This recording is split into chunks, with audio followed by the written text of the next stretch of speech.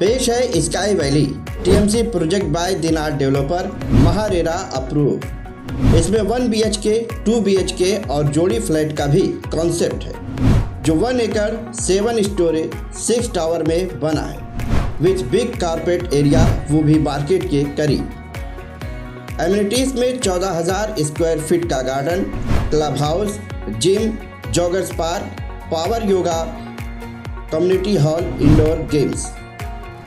500 metres के radius पर school और हॉस्पिटल, साथ ही 24 घंटे सिक्योरिटी, पावर लिफ्ट के साथ steel parking, easy bank loan available. Special offer 3.5 lakh भरिए और 3 साल तक नो EMI। स्काई वैली, आपका नया घर, आपका नया सपना।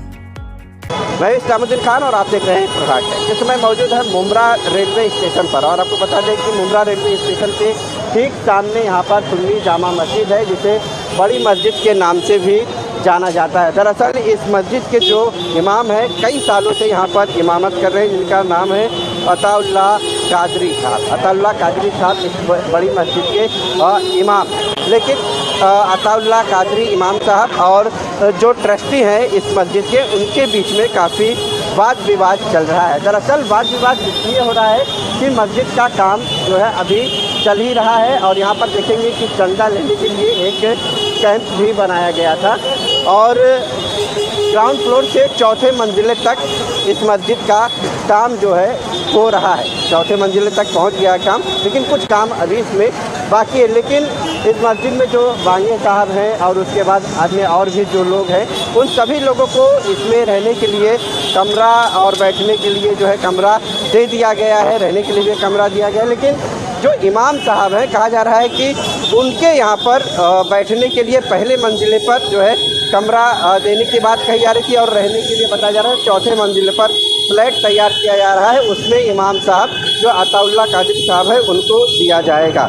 लेकिन सवाल उठ रहा था इमाम साहब के तरफ से कि सभी लोगों को दे दिया गया, उन्हें क्यों नहीं दिया जा रहा है, क्यों देरी किया जा रहा है। और उनकी मांग थी कि उन्हें पहले मंजिले पर ही दिया जाए, लेकिन ट्रस्ट के लोग जो है उनका कहना है कि उन्हें 3रे मंजिले पर दिया जाएगा। इसी मामले को लेकर काफ़ी जो है यहाँ पर वाद विवाद हुआ और जुमा के दिन जो है यहाँ पर इमाम साहब ने अपनी ये सारी बातें जो है नमाज़ पढ़ने के लिए जो लोग आए थे उनके सामने रख दिया था। उस वक्त ट्रस्टियों के बीच में जो है विवाद हो गया था। जो ट्रस्टी हैं सलीम भाई, मुनाफ भाई, इन लोगों के बीच में इमाम साहब से जो है वाद विवाद हो गया था और जो मस्जिद की तामीर के लिए यहाँ पर चंदा लिया जा रहा है, दिखाएंगे कि इसको भी जो है ट्रस्टियों द्वारा अब बंद कर दिया गया है। खास तौर पर ये कहा जा रहा है कि इमाम साहब का कहना है कि उनके हक़ की लड़ाई के लिए उनके साथ जो है तमाम नौजवान खड़े हुए हैं और वहीं पर जो है ट्रस्ट के तरफ से बोर्ड लगाया गया है यहाँ मस्जिद के सामने कि जुमा के दिन इमाम साहब ने जिस तरह से जो भड़काऊ बयान दिया, भाषण दिया, उसको लेकर यहाँ पर हालात जो है बिगड़ गए थे।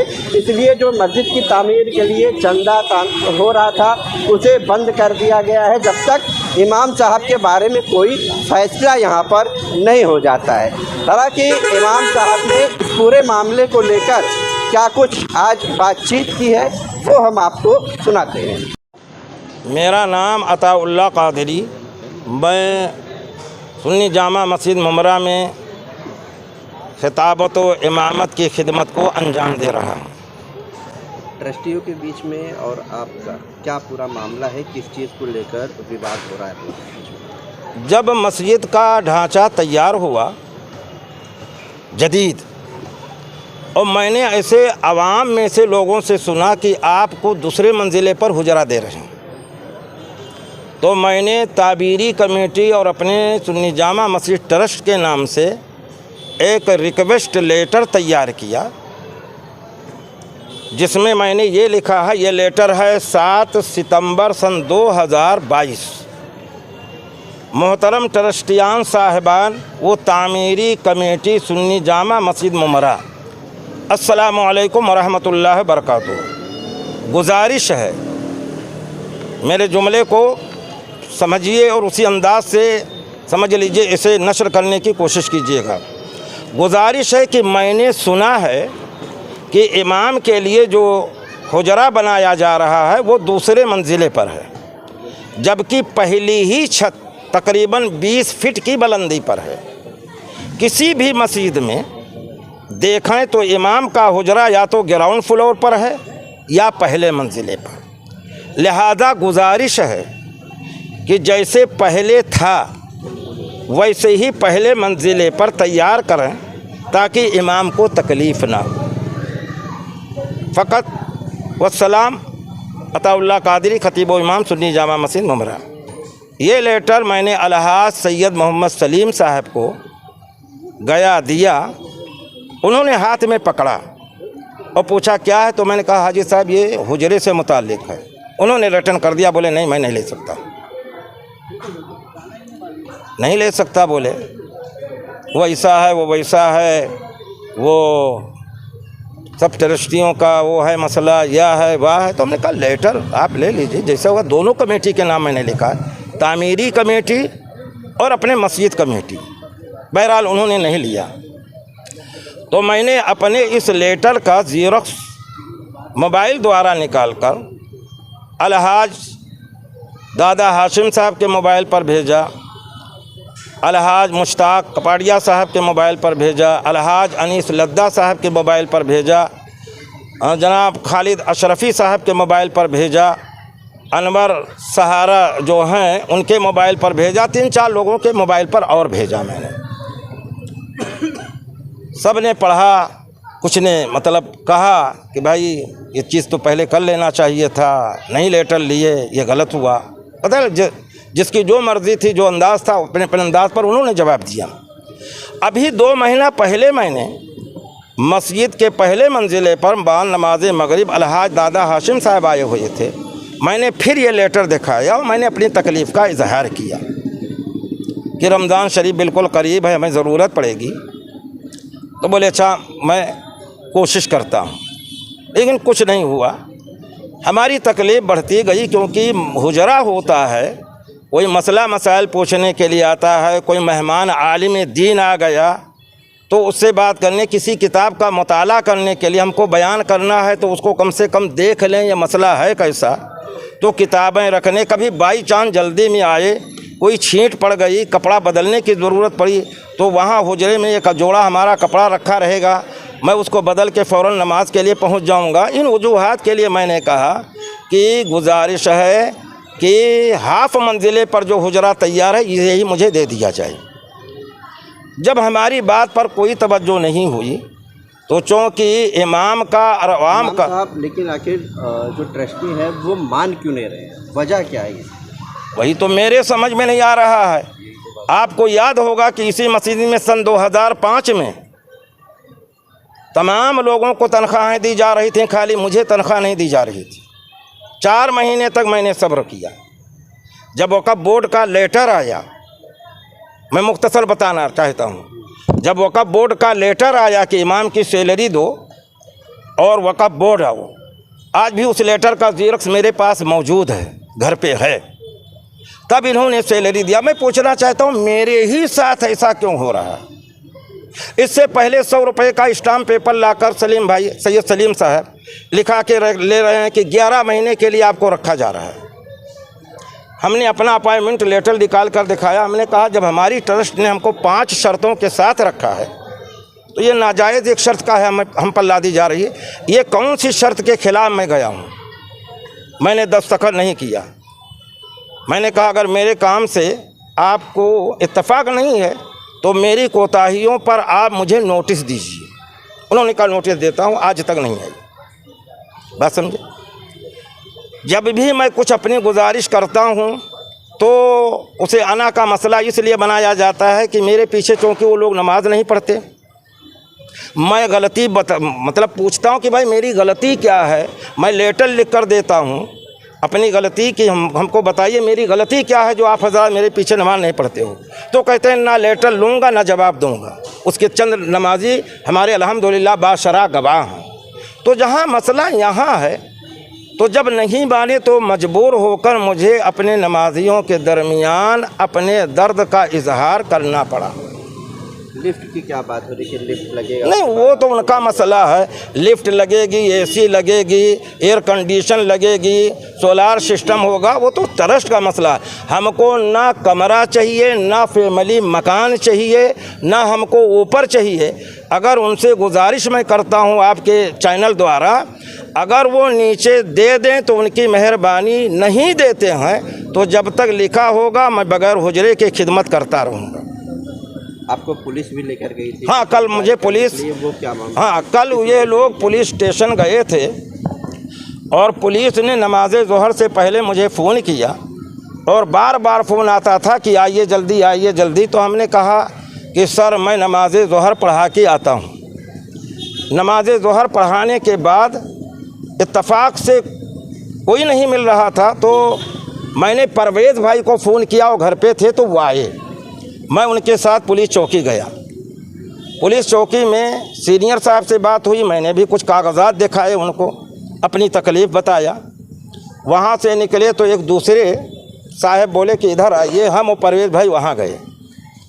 एक मराठी लेटर तैयार किया, उसमें मेरा नाम पूछा, मैंने बता दिया। मेरे बाप का नाम पूछा, मैंने बता दिया। मेरा मोबाइल नंबर पूछा, मैंने बता दिया। मेरा एड्रेस पूछा, मैंने अपने घर का एड्रेस दे दिया। मैंने कहा आमतौर से तो मैं मस्जिद में रहता हूँ। उसके बाद उन्होंने कहा यहाँ दस्तखत कर दीजिए। मैंने कहा सर जब मेरा कोई मैटर ही नहीं है तो मैं इस पर दस्तखत कैसे करूँ? तो बहुत उन्होंने ज़ोर डाला। तो मैंने कहा सर मैं नहीं कर पाऊँगा।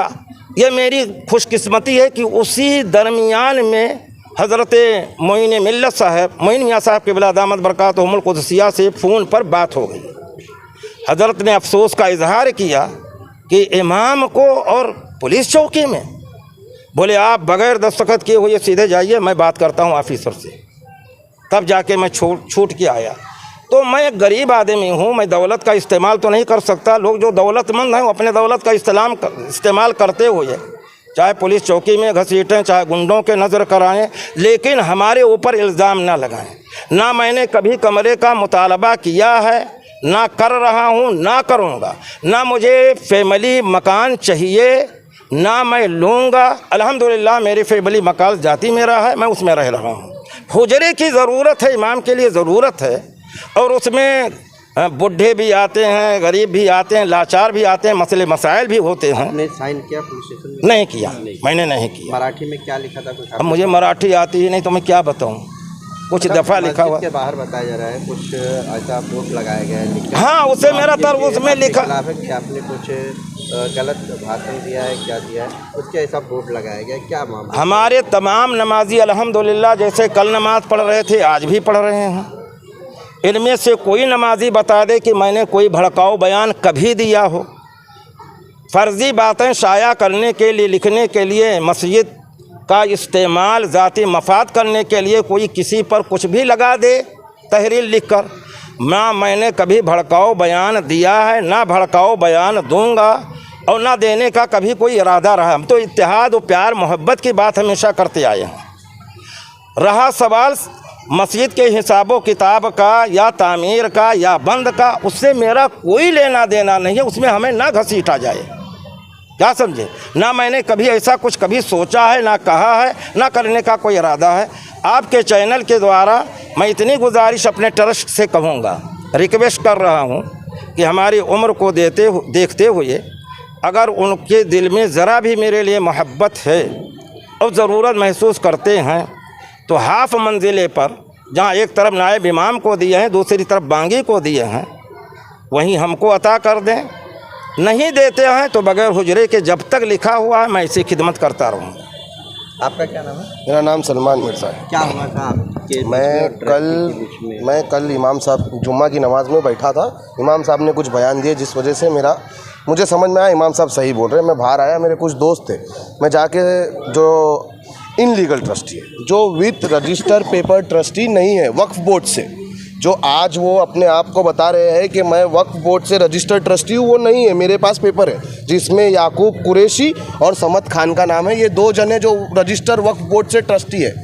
ये जो वहाँ बैठे हैं वो ट्रस्टी नहीं है, फिर भी वो आज की आवाम के लिए वो मस्जिद के बड़े आदमी हैं। मैंने अपनी बात रखी उनके सामने बाकायदा अदब के साथ। हाथ बांधते हुए मैंने उनसे कहा सलीम भाई ऐसा ऐसा बात है, इमाम का कुछ मसला है, आप कुछ हल कीजिए।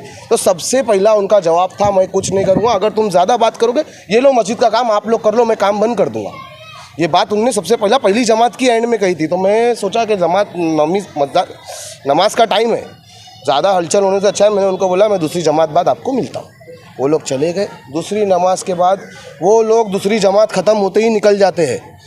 दूसरी जमात होने के 15 मिनट तक के वो लोग, मैं बाहर ही खड़ा हूँ आवाम के साथ, वो लोग अंदर से निकले ही नहीं जब तक 2 पुलिस वाले वहाँ आके मेरे को हटाए नहीं, जब तक वो निकले नहीं। जब वो निकले पुलिस वाले आने के बाद तो मैंने उनको सिर्फ एक ही सवाल किया, सलीम अंकल ये क्या बात है, आप क्या जवाब देना चाहते हैं? मेरे को उन्होंने एक ही जवाब दिया, तुम यहाँ से निकलो। मैं बोला सलीम अंकल अच्छे से बात करो। उन्होंने बोले तू अब यहाँ से निकल, अब से मस्जिद का काम बंद जब तक इमाम का फैसला नहीं हो जाता।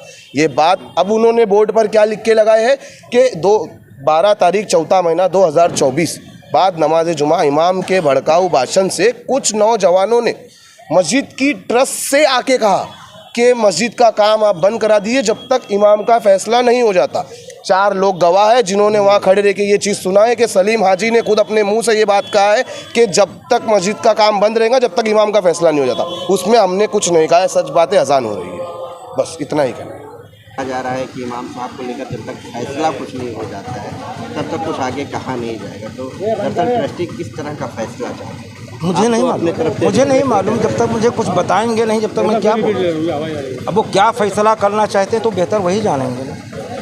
जब मुझसे कुछ पता मुझे चलेगा, मुझे कुछ कहा जाएगा। आपसे यानी कि खुलकर कुछ बताया भी नहीं जा रहा है, बताया बात भी नहीं की जा रही है उनसे लोगों की तरफ से एक रिक्वेस्ट है ट्रस्टियों को, जनाब जी जैसा बोल रहे हैं कि उनको हुजरा का जो प्रॉब्लम है, अगर वो ट्रस्टी ये सॉल्यूशन निकाल देते तो ये मसला ही नहीं बढ़ता है। ये मसला ही नहीं है, कुछ भी मसला ही नहीं है। साथ में रहा प्रेम मोहब्बत से हम लोग मस्जिद में नमाज पढ़ो। अगर कोई गलती है मेरी तो उसको बताओ ना कि इमाम साहब ने ये खूब बात कर। हाँ बिल्कुल, वो अपने गैर नहीं है। हम लोग जो भी ये सब कुछ हुआ ये सब एक रिक्वेस्ट था। अभी ये रिक्वेस्ट को आप अगर एक कुछ अलग फॉर्म में ले रहे हो या लेना चाह रहे हो तो उससे हम लोग को कुछ कंसर्न ही नहीं है, क्योंकि हम लोग तो जनाब जी के तरफ से सिर्फ रिक्वेस्ट के बारे में ही बात कर रहे हैं कि हमको सिर्फ रिक्वेस्ट है कि जो हुजरा हो रहा है ना वो हुजरा की तकलीफ जनाब जी की हट जाए। आखिरी सवाल है, आपने पुलिस आई थी, पुलिस आप आई नहीं थी, बुलाई थी तो मुतादिद मरतबा फोन करके पुलिस से किसने कहा, शिकायत किया कि पुलिस ने आपको बुलाया? अंदर थे ना ट्रस्ट में, आपको पता है किसके कहने पर पुलिस ने बुलाया ये तो मैंने देखा नहीं। हमने ये जरूर सीनियर साहब से कहा, बोले कि वो लोग भी आए थे ट्रस्ट, तो हमने कहा कि सर मेरे मतलब मैं जो बुलाया गया हूँ तो कोई मेरे खिलाफ मतलब तहरीरी शिकायत है? तो बोले नहीं तहरीरी शिकायत है। मैंने कहा ठीक है।